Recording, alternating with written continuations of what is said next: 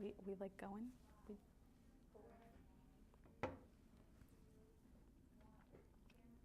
Good evening, I'm Katie Mazer. And I'm Alyssa Warner. Coming up on 49 News.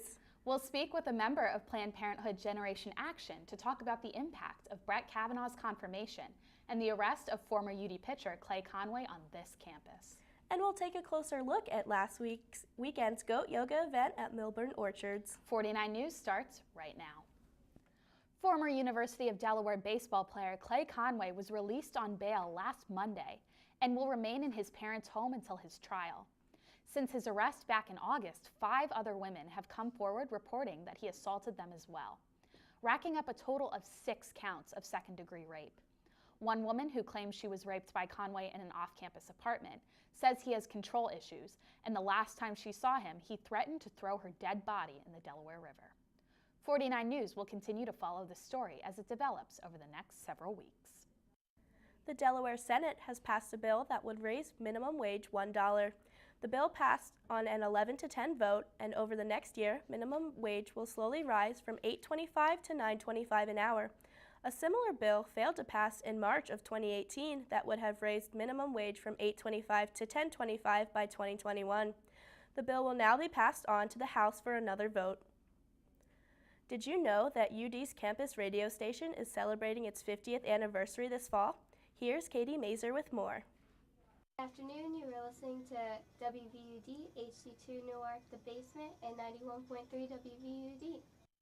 WVUD is the University of Delaware's campus radio station. It was created in 1968 under the call letters WXDR. I think it's so cool that, we've been around since 1968. A lot of people, when they hear that we've been around for 50 years, they're shocked because some people don't even really know we're such a long-standing tradition within UD. So I think it's cool to be a part of that and actually be a part of the tradition that is WVUD. The organization is composed of both student and community members with a student-run operations board that plans on-campus events every semester. So sometimes we'll go out into campus and broadcast live, or we'll do open mic nights 3 times a semester, and we're going to have a battle of the bands in February. WVUD is an organization that has been around on UD's campus for 50 years and continues to give students a place to find their voice. I think it does give students a voice, and it also gives students something that they might not have experienced otherwise. And even if they don't want to go into radio, they build skills here that help them later. After completing a brief training session and shadowing a student DJ, students can schedule their own show on The Basement, WVUD's online station composed completely of student DJs. Such an independent experience, and super liberating being able to just play whatever you want, talk about whatever you want within certain boundaries. But I think that everyone should get involved if they can. Community members and student DJs alike hope that WVUD will be around for many years to come. As long as it is continuing to help young people build their confidence and a resume per se, and as long as we continue to share programming with the audience, I think there's still a need for it. So I think we could get 50 more. For 49 News, I'm Katie Mazer. An overcast and foggy morning turned into a sunny day here in Newark. We're midway into October and students are still wearing shorts and t-shirts with temperatures spilling into the low 80s, and the humidity is holding steady at 86%. Further south, Hurricane Michael is wreaking havoc on the Florida Panhandle. The Category 4 storm arrived this morning with winds reaching 150 miles per hour. It is the strongest storm to ever hit the Florida Panhandle. Stay tuned to our Facebook and Instagram for all of the latest updates on the weather and Hurricane Michael. A report published in the Journal of Family Medicine and Primary Care stated that 259 people have died while taking selfies over the last 6 years. The leading cause of death was drowning, while other causes including falling from high places, getting hit by a car, and posing with dangerous animals. The study suggests that no selfie zones should be implemented in high tourist areas, especially those that pose a significantly higher risk, such as bodies of water and mountain peaks. Experts are hoping that this study will shine a light on the dangers of taking selfies in risky situations, hopefully resulting in a decrease of selfie-related deaths. UD's first-year seminar program will be seeking peer mentors for its fall 2019 session. Peer mentors should be upperclassmen with a 2.8 GPA or higher and should embody UD's values as role models. The mentors selected will connect with a small group of first-year students to build a sense of academic community and answer their questions. Compensation will be given to the peer mentors. Applications are due by Friday, October 12th at noon. More information can be found at fys.udel.edu. A new event came to Newark last weekend with delicious eats and a good cause. Let's head over to Caroline Tobin for more information about Brunch Fest.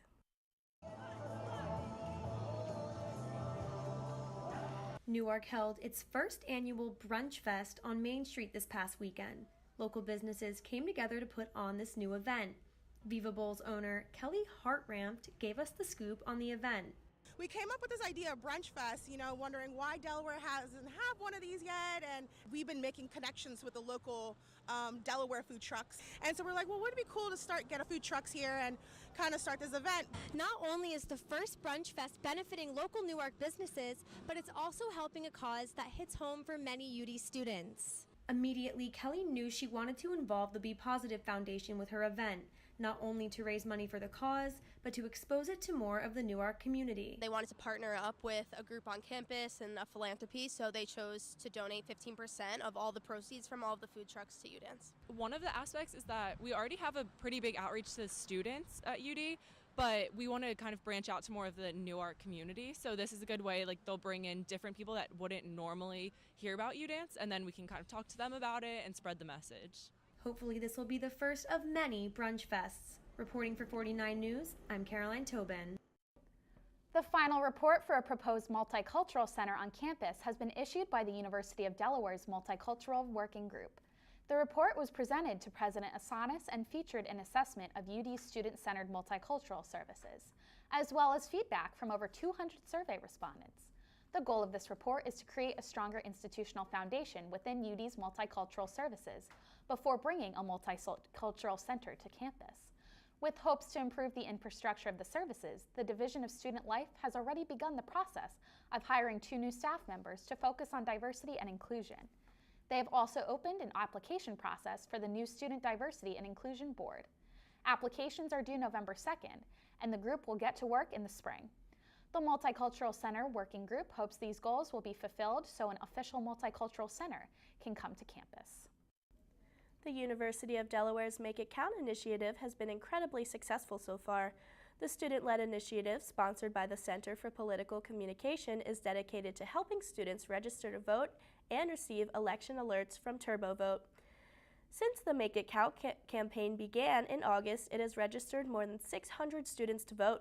This is almost 25% of their goal of registering 2,000 students by the end of the academic year. On Saturday, the Senate confirmed Judge Brett Kavanaugh to the Supreme Court by a slim vote of 50 to 48. The proceedings were interrupted as women in the Senate's public galleries cried out shame. Kavanaugh's confirmation comes just weeks after he had been accused of sexually assaulting Dr. Christine Blasey Ford when they were in high school. Angered citizens have protested Kavanaugh's confirmation throughout the country and on the Supreme Court steps in Washington. President Trump has questioned the nature of these protests, calling them phony stuff. Kavanaugh's confirmation solidifies a conservative majority on the court. UD's student activists rally once again, this time for sexual assault survivors, in the wake of Judge Brett Kavanaugh's Supreme Court nomination. Rachel Sawicki went out to get the story, while Dan Rosenfeld got reactions from UD students and faculty. Supreme Court nominee Brett Kavanaugh was sworn into becoming a judge for the Supreme Court on Saturday, despite having sexual assault allegations against him from Dr. Christine Blasey Ford. Part of me wants to say that, in 91 during the Anita Hill hearings, I had an infant daughter and I thought, yes, things are going to change. I'm disappointed that things have not changed enough for us not to be here again. I don't know how you could resolve this situation without it bubbling over into a gender battle. This topic sparked a big debate on how rape culture is still a problem today, although it is much better than in the past. The fact that we did not hear across the board people responding consistently with boys will be boys, it was a long time ago, it was just horseplay. actually, to me, made me feel like we've moved forward from where we were when I was in college. So I recognize it seems outrageous that anyone would have said it. Like, oh, it's just a guy's messing around. I feel like 20 years ago, that would have been the response by default. Whereas in this climate, that was not the go-to line. We didn't hear it as much as I think we would have heard it 20 years ago. I mean, maybe. While Christine Ford still has a plethora of followers, there are still some people that believe that Christine faked these claims to ensure a Democrat would get the position instead. I don't think people are politicizing sexual assault. I think they're politicizing the Supreme Court nomination. It's a part of the political process. You can't remove it from the political process. It's one of the largest tasks and the most daunting tasks for any president.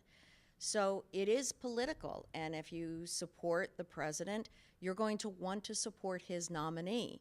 If you don't support the president, you're going to want to oppose his nominee. You can't remove politics from it. I think when people try to pin it back to politics, it takes away from the survivor's story, right? So it's kind of overshadowing her entire narrative. It's laying claim that her story isn't that important and that she's doing it for political gain, when really she's doing this because she's worried about this person being elected into this position. Like, how can you have this position when you've sexually assaulted someone, you know? And what does that mean when you're this representation for our country? For 49 News, I'm Dan Rosenfield. Last week, in response to the ignorance of sexual assault claims against Brett Kavanaugh, students and staff at UD organized a rally on the Green to support sexual assault survivors. SOS and Planned Parenthood representatives came to offer resources to rally participants. Many brave students stood in front of the crowd, sharing their stories of survival. Hearing other people talk about their stories and hearing like the stories being read, and a lot of people were really second-guessing themselves about it in their stories and being like, well, maybe I shouldn't have done this, blah, blah, blah. And I'm just like, that's just stupid. Not for them to feel that way, but it's stupid that we have a society that makes us feel that way about our sexual assault. In addition to their stories, many others shared their opinions on the Brett Kavanaugh vote. The nomination process was an embarrassment for our democracy and an embarrassment for our society. We should be ashamed of ourselves that we had elected these 51 senators who have turned their backs on sexual assault victims, not only in the Judiciary Committee who testified, but across the entire nation.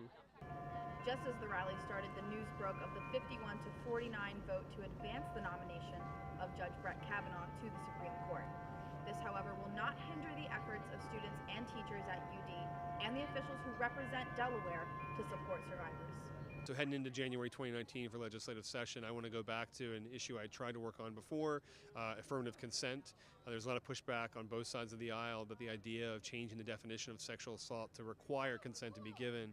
There are real issues to work through, but the idea that right now the law in the books doesn't say what our hearts should want it to say is a problem. A small group of counter-protesters gathered behind the rally, showing support for Judge Kavanaugh.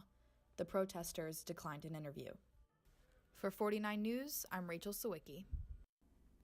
I'm here today with a member of Planned Parenthood Generation Action at UD. Hi, Erin. How are you today? I'm good. How are you? Good. And can you describe a little bit about your position within your organization? So currently I'm the secretary, so I take the meeting minutes, everything like that. I've been in Generation Action for 3 years now, and I'm previously also the community outreach chair. And what exactly is it that your organization does? We do a wide variety of things around campus. One of our main topics is just kind of getting the word out about Planned Parenthood in this kind of political time. People think that Planned Parenthood always has like a negative effect, but we want to show people the positives of it. We mainly do like kiosking in Trabant. We hand out promotional materials, educational materials, and recently we just threw the Kavanaugh rally on Friday. So let's talk about that rally. I know there was a lot of buzz going on about it on campus. What exactly went into planning that? It was kind of not a last minute thing, but the planning definitely took place mostly that week. We kind of had to rally together, making the Facebook page, finding out who was going to join us, getting like the SOS advocates, Senator Brian Townsend, everyone who was going to be speaking there. It was definitely a lot of work, but to see it all come together on Friday and all the people that came, it was an amazing turnout. How many people would you say came to the event? We didn't have an exact count, but I would say probably over 100 students. We got a lot of sign-ups, a lot of sign-ins, so. Yeah. Awesome. And so I know some people might be asking who aren't really up to date with this, or maybe some male students might be asking not why is this such a big deal, but why are so many women and other college students so outraged by Brett Kavanaugh getting the nomination to the Supreme Court?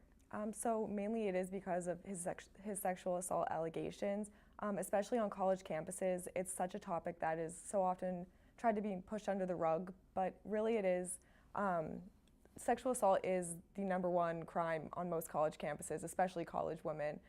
So just to see somebody who has these allegations against him kind of rise to such a high power in this country is really devastating for a lot of people, and it kind of hits close to home because they have to see their abusers and stuff like that around this campus.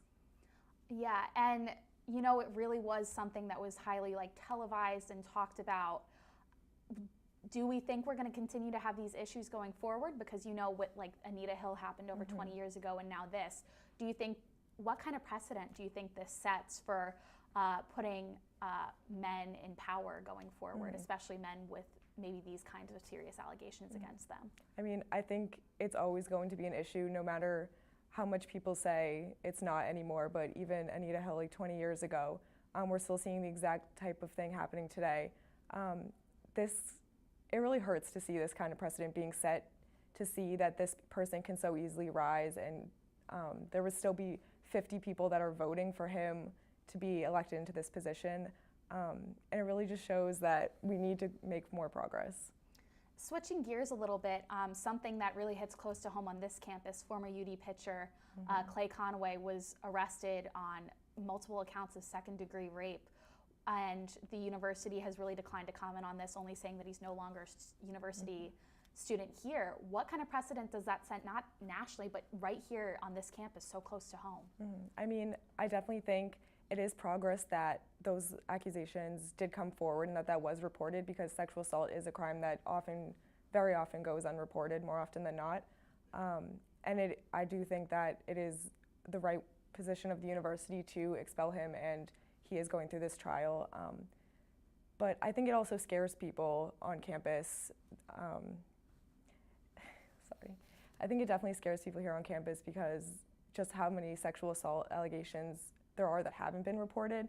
But I really hope that this will motivate more people to come forward, and we can really get more of these people off the streets and out of this school. And in this era of women and men being so brave and coming forward about these kinds of things that have happened to them, in your opinion, is there something that the university should be doing that they're not? What needs to be done so that these people can be heard? I think the university definitely does have a lot of great resources, like the sexual offense support hotline, everything like that. But I really do think that they need to be more publicized. For someone like me who's in kind of a feminist organization, I know all these different clubs, but that's kind of speaking to the choir, so it's kind of hard to get the word out to students that may not be involved in things like Students Acting for Gender Equity and Generation Action. So I think talking about it on different platforms would definitely be really beneficial for them. And speaking of these resources, what are some of the resources that UD offers? Because I know some people, you know, if something happens to them, they may just be afraid and not know what to do. Where are some places on UD's campus that they can go to? So the sexual offense support, the SOS hotline, is 24 hours. You can call that at any time. Campus police, just Newark police in general. And the Student Health Center also has counseling. If these allegations or personal events are affecting you, then you can have someone to talk to. And I think you get 12 sessions just included in your tuition. So it's really good to take advantage of those. Awesome. Thank you so much, Erin, for sitting down and talking to me about this today. I know this is a very tough topic for anyone out there who is struggling with some of the topics that you talked about today. As Erin mentioned, you can reach out to the 24-hour sexual offense support hotline here at UD. There are resources here that can help you. Again, thank you, Erin, for being here with me today. Over 600 international students attend UD and representing 32 countries worldwide. Last Friday, they came together to host an event celebrating their cultures. Let's go now to Elliot Morrow for the details.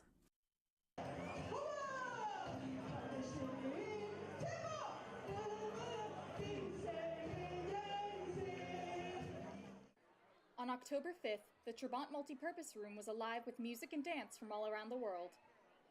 The Festival of Nations, hosted by UD's English Language Institute, kicked off at 6 p.m. Tables featuring students' cultures from all over the globe lined the room for this free and open celebration. Including a culture fair, fashion, and talent shows, the Festival of Nations offered international students a chance to display their diversity. Yeah, I came here to display about my goods, the African artworks I do for myself. I do some of the painting, and I make some of the bracelets and the earrings, and I make some jewels and the backpack, and I do some of the fun. With flags and faces from all over the world represented here tonight, UD truly shows off its diversity. I had the privilege of speaking with some students from Colombia who shared their rich culture with me.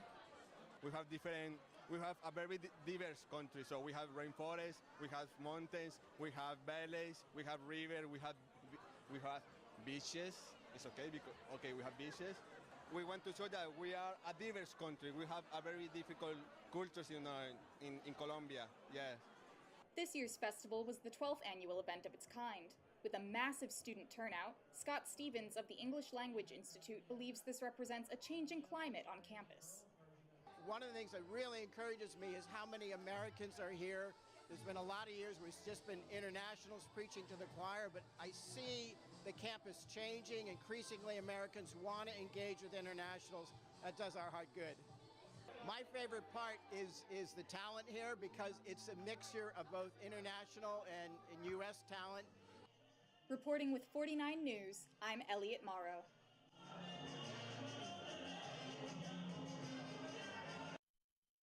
The newly renovated Vita Nova Bistro will be hosting live concert dinner events starting tomorrow, Thursday, October 11th. The dinners will also be happening on Friday, October 12th, Thursday, November 8th, and Friday, November 9th. Each event includes a glass of sparkling wine, a 3-course meal, and live musical entertainment. Online reservations are required to attend these events. To buy tickets and get more information, go to events.udel.edu and type in Vita Nova Live Concert Dinners in the search bar. This weekend is the annual Parents and Family Weekend here at UD.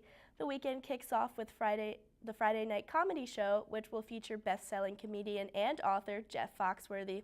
Other activities include Major Fest, an event about career pathways, as well as an indoor tailgate followed by a home football game against Elon University and other special activities such as department events, programs, and tours. More information can be found on the Parents and Family Weekend website. Students have many ways of getting around UD. Some choose to ride bikes, however, not all students are practicing safe riding habits. Students are constantly on the move in order to get to their classes on time, and in doing so, often turn a blind eye to their own safety. Many students are aware of the possibility of bike theft and are making sure to keep their bikes locked up. All across campus, it is rare to see a bike without a lock. I actually don't think that the problem is the bikers and the pedestrians together, but rather that bikers never wear helmets around here. And I know it might not be the coolest thing ever, but I do think that that would really improve the safety. The university takes bike safety very seriously. There are bike pumps all over campus for students as well as posted signs to help encourage safe riding habits. Blue Hen Fridays kicked off this fall to increase UD school spirit. Every Friday, students are encouraged to wear blue and gold. And if you're on the green at the right time, you may just run into a cluster of athletes hosting a fun game and giving out prizes. Many free t-shirts were handed out on the green this past Friday for the second Blue Hen Friday pop-up event. Many students wore blue and gold and participated in a soccer game to win the shirts and other fun prizes. Assistant Athletic Director Zach Grimm told us what these weekly little events are all about. Every Friday going forward throughout the entire year, we're working with different student athletes, different varsity programs on campus, and showcasing each individual team. So today we're out here supporting men's soccer. They have a game tomorrow on Saturday. So we're just showcasing that, kind of getting some of the student athletes out here so people can meet them, put a face to the name, kind of understand what their role is as student athletes. And then every Friday we work with a different student athlete group or a varsity team to kind of promote their games and get people interested in UD athletics as a whole.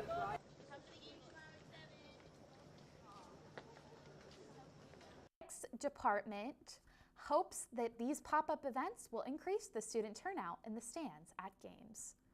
Speaking of UD sports, we're here today with WVUD Sports Director Brandon. So Brandon, what's the newest in UD sports?